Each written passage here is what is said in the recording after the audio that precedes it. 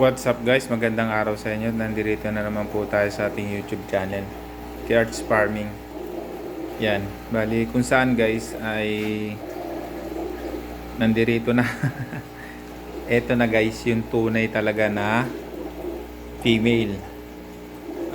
Marami kasi akong sinelect pero hindi pa rin nag-lelay.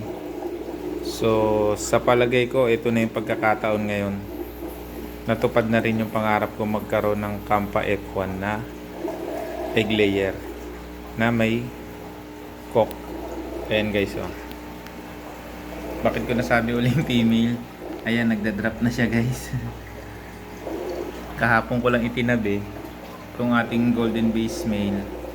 So hindi siya monster cock ang tatay nito, pero nag-drop siya kasi ayan, oh, medyo nagkulubot. Kaya mas malaki ang cock ng female. Yan guys. Ayan o. Sigurado na ako dito. Ayun o, nagda-drop na yung kanyang tube. Bumaba o kahapon. Ano lang siya eh.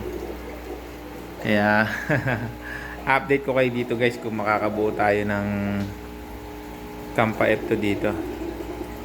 Dito sa dalawang ito. Kaya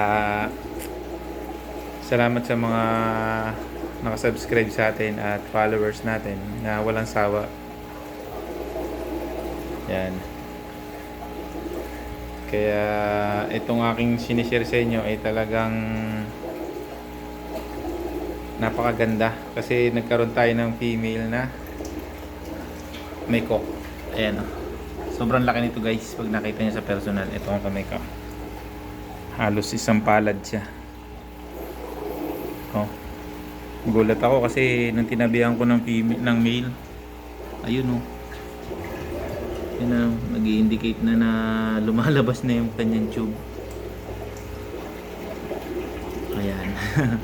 Sige guys, update ko kayo kung makakabuo tayo ng ano, or kung maglilay talaga tong ating ano, no, tong ating Kampa F1. Yun o, update ko kayo kung female nga talaga. Thank you guys and God bless.